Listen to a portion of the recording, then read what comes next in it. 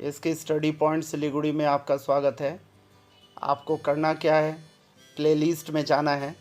Playlist में जाकर आप अपने क्लास का प्लेलिस्ट को चुनकर स्टडी करना है। जिस टॉपिक को चुनना है उसी को पढ़ लेना है। लाइक और शेयर ज़रूर करना है। प्यारे बच्चों, आज हम लोग इटली का एकीकरण पढ़ने जा रहे हैं। इटली के बारे में जैसा कि आप जानते हैं कि ये प्राचीन रोमन सभ्यता की लीला स्थली थी और 15वीं सदी के यूरोपीय नवजागरण का प्रारंभिक स्थल था। आपको पता है कि जो नवजागरण हुआ था या पुनर्जागरण जो हम लोग पढ़े हैं, रिनेसा पढ़े हैं, वो मुख्यतः इटली में ही हुआ था। इसका अध्ययन हम लोग पहले पाठ में ही किए थे। तो आज ऐसी कौन सी परिस्थिति आ गई कि हमें इटली का एकीकरण पढ़ना पड़ रहा है? आइए हम देखते हैं। बच्चों, फ्रांसीसी क्रांति के पहले इटली लगभग असंख्य कई छोटे छोटे राज्यों में बटा हुआ था। 1796 में 1796 में जब नेपोलियन ने इटली पर कब्जा किया, तब उसने असंख्य जो छोटे छोटे राज्य थे उनको एक झंडे के तले लाया, एक शासन के अधीन लाया। लेकिन नेपोलियन के पतन के बाद 1815 में, जैसा कि आप जानते हैं, 1815 में वियना सम्मेलन में फिर से इटली को खंडित कर दिया गया, इटली को तार तार कर दिया गया, इटली को अलग अलग कर दिया गया। और इसके बाद से पुनः जो विदेशी शासन थे इटली में स्थापित हो गए। इस दौरान बच्चों, नेपोलियन का जब शासन स्थापित हुआ था, एक शासन के अधीन इटली को लाया गया था, तो इटली में राष्ट्रीयता की भावना बढ़ी थी, राष्ट्रीयता की भावना का उत्थान हुआ था और एक रिसॉर्जिमेंटो नामक आंदोलन चला था। यानी जो ये उत्थान हो रहा है उसे हम रिसॉर्जिमेंटो अर्थात पुनरुत्थान कहते हैं। ठीक है, इसका मतलब है इटली में एकीकरण और आज़ादी के लिए जो आंदोलन चला उसको रिसॉर्जिमेंटो कहा गया या पुनरुत्थान कहा गया। समझ गए? इस दौरान एक कार्बोनरी नामक गुप्त संस्था का निर्माण होता है। ठीक है, कार्बोनरी एक गुप्त संस्था थी। इस संगठन, ये संस्था थी या संगठन थी, एक ही बात है, और इसका मुख्य उद्देश्य था छापामार युद्ध का सहारा लेकर राजतंत्र को खत्म करके गणतंत्र की स्थापना करना। यानी राजतंत्र को क्या करेंगे? खत्म करेंगे और किसकी स्थापना करेंगे? गणतंत्र की। ये क्या उद्देश्य, ये किसका उद्देश्य था? कार्बोनरी का उद्देश्य था। ये छापामार युद्ध करते थे। समझ गए? अब हम देखते हैं आगे कि मेजनी नामक एक व्यक्ति थे, जोसेफ मैथ्सनी या मेजनी ने कहा जाता था। इन्होंने 1832 ईस्वी में यंग इटली नामक एक संस्था बनाई।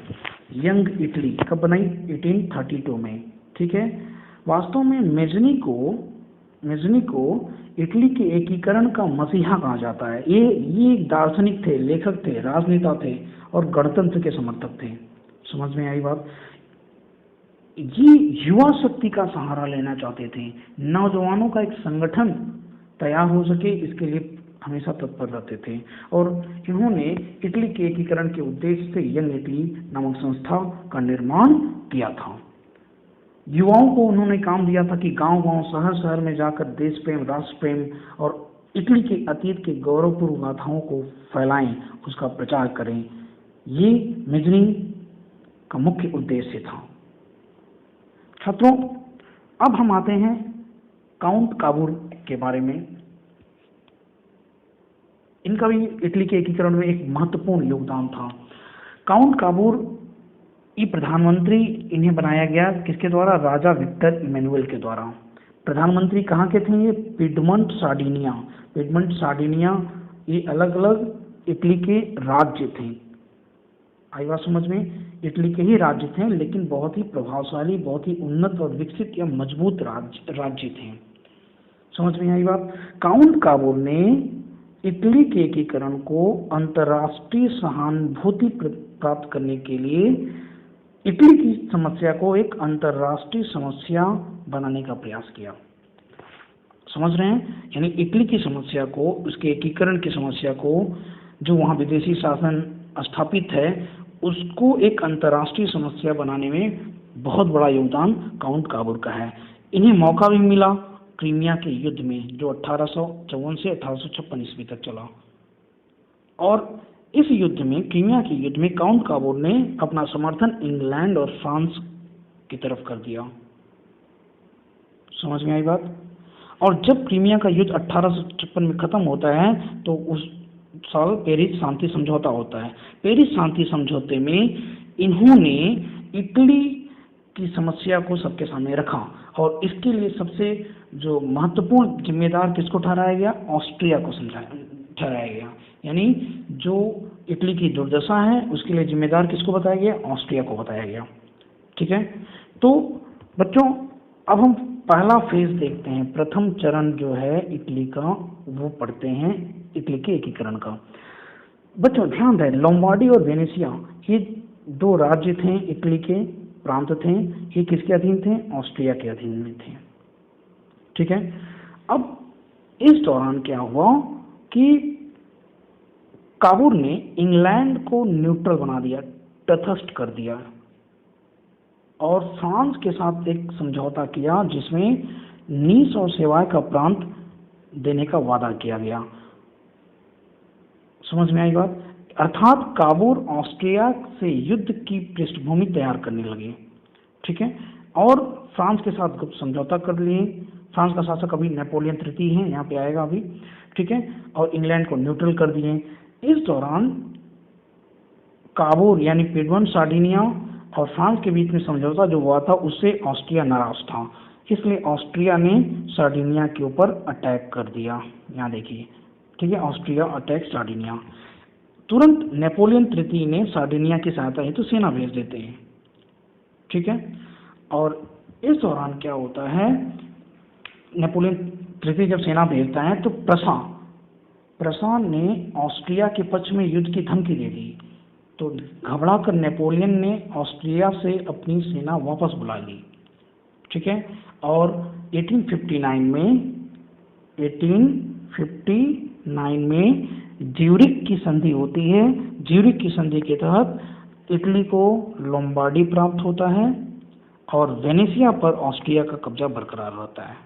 ध्यान से सुनिएगा, जो लोम्बार्डी और वेनेशिया जो ऑस्ट्रिया के अधिकार में था, काबूर के कूटनीतिक चालों की वजह से अंत में लोम्बार्डी पर कब्जा हो जाता है ऑस्ट्रिया का, और लेकिन वेनेशिया अभी भी ऑस्ट्रिया के कब्जे में बरकरार रहता है। पहले चरण में हम लोगों ने देखा कि किस प्रकार ऑस्ट्रिया के साथ संघर्ष में इटली को लोम्बार्डी प्राप्त हुआ, लेकिन वेनेशिया ऑस्ट्रिया के पास ही बना रहा।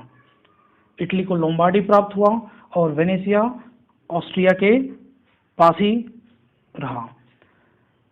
इसी दौरान ऑस्ट्रिया के युद्ध के समय ही जो मध्य इटली का प्रांत है, मध्य इटली, देखिए यहाँ पे ये जो मध्य इटली का प्रांत है, जिसमें परमा, मोडेना, टस्कनी, रोमना इत्यादि जो प्रांत थे, यहाँ पे जनता ने विद्रोह कर दिया। समझ में आई बात? यहाँ पर जनता ने विद्रोह करके सामयिक सरकार का गठन कर दिया। और इसी दौरान काबूर जो पुनः मंत्रिमंडल में वापस आया था, इससे पहले चरण में की समाप्ति पर काबूर ने इस्तीफा दे दिया था, क्योंकि राजा ने, विक्टर इमैनुअल ने ऑस्ट्रिया के साथ जब युद्ध की समाप्ति कर दी थी, तो इससे काबूर थोड़ा नाराज हो गए थे।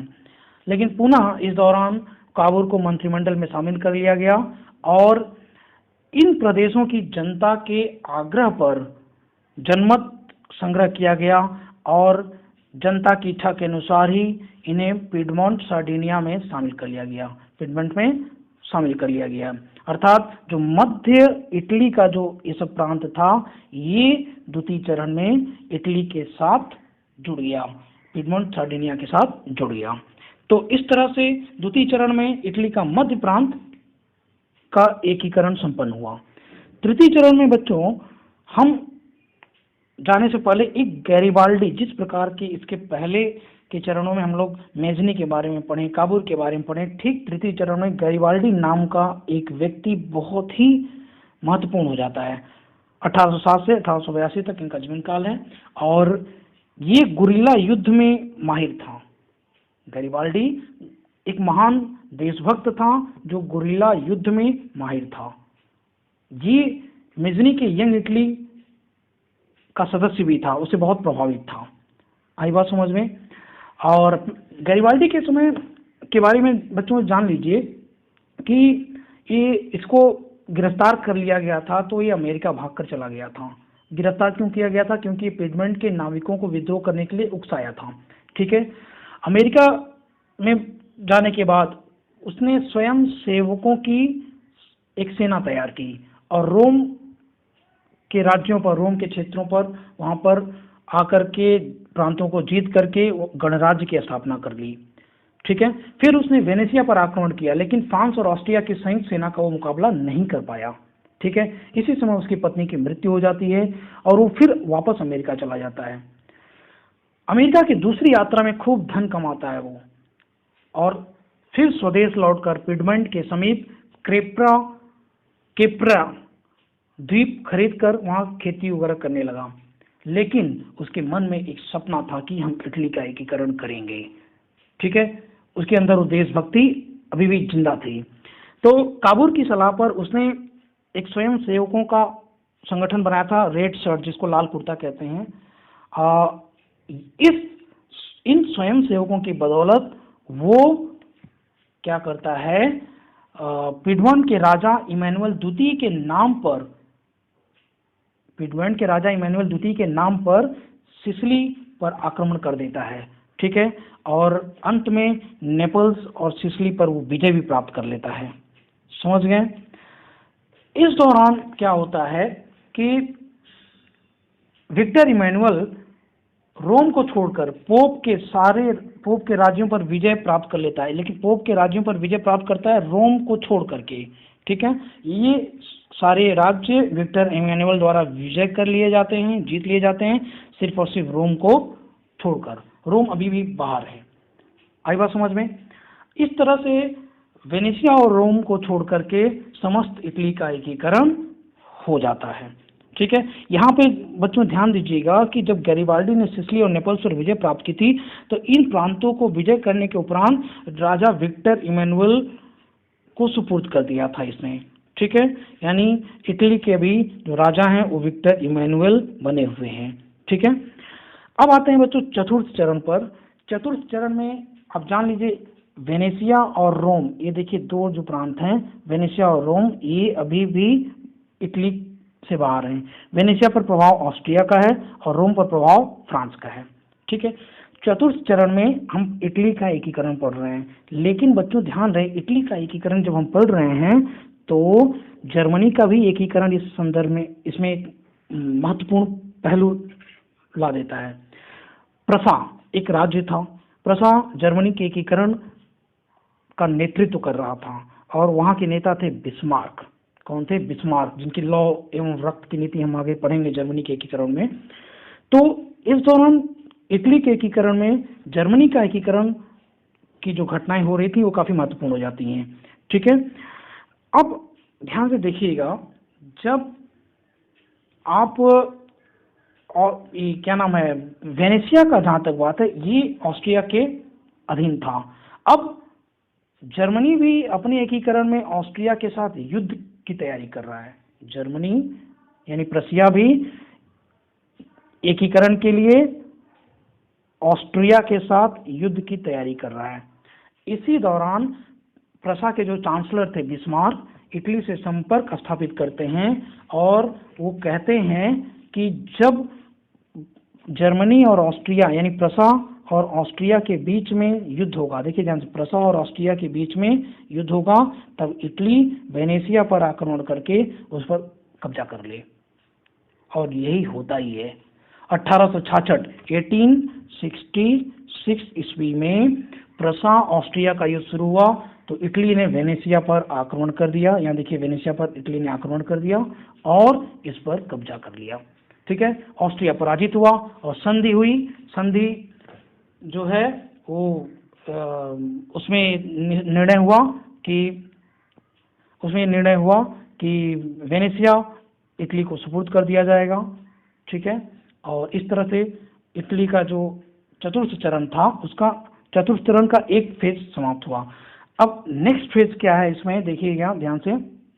नेक्स्ट पार्ट, रोम अभी भी फ्रांस के अधीन बना हुआ है। रोम पर अभी भी पोप का अधिकार था जिसे फ्रांस का संरक्षण प्राप्त था। रोम पर पोप का अधिकार था लेकिन संरक्षण किसका था? फ्रांस का। अब यहाँ पर भी देखिए बिस्मार्क की भूमिका महत्वपूर्ण हो जाती है। अब प्रशिया और फ्रांस के बीच में युद्ध की संभावना बढ़ रही थी। जर्मनी अपने एकीकरण की अंतिम लड़ाई फ्रांस से लड़ने जा रहा था। ठीक है, अब अपनी सहायता के लिए मतलब ऐसा ये क्या नाम है, इटली और बिस्मार्क यानी प्रशिया के जो चांसलर थे बिस्मार्क के बीच में एक समझौता हुआ, एक अंडरस्टैंडिंग हुई कि जब प्रशा और फ्रांस के बीच युद्ध होगा तो फ्रांस अपनी सेना रोम से हटाएगा। तो इटली क्या करेगा? रोम पर आक्रमण कर देगा। समझ रहे हैं मेरी बात? जब प्रशा और फ्रांस युद्ध होगा तब इटली क्या करेगा? रोम पर आक्रमण करेगा। ठीक है, रोम पर आक्रमण क्यों करेगा? क्योंकि रोम से फ्रांस अपनी सेना वापस बुला लेगा प्रशिया से युद्ध करने के लिए। ठीक है, और रोम से जब फ्रांस की सेना हट जाएगी तब इटली वहां पर आक्रमण करके रोम पर कब्जा कर लेगा। एक अंडरस्टैंडिंग विकसित की गई थी। हुआ यही 1870 ईस्वी में सेडान का युद्ध हुआ, फ्रांस हार गया। ठीक है, फ्रांस हार गया। यही हुआ कि जब प्रशा और फ्रांस के बीच में युद्ध शुरू हुआ, फ्रांस अपनी सेना वापस बुलाता है रोम से, तो इटली जो है रोम पर आक्रमण करके वहाँ अपना कब्जा स्थापित कर लेता है। ठीक है, अब रोम पर जो है इटली का कब्जा हो गया। ठीक है, तो इस तरह से अंतिम फेज में चरण में सार्वभौम राष्ट्र इटली का उदय हुआ। अब इटली का एकीकरण कंप्लीट हो गया है। ठीक है, थोड़ी सी कहानियां हैं, क्लिष्ट नजर आएंगी आपको क्या हो रहा है क्या नहीं। आप अपनी पाठ्य पुस्तक का पेज नंबर आप 58, 59 और 60 58 से 60 जो है पेज नंबर ये बढ़िया से पढ़ लीजिएगा और एक पूरी कहानी आपको समझ में आ जाएगी। और अगली वीडियो में हम लोग जर्मनी का एकीकरण पढ़ेंगे। तब तक के लिए धन्यवाद।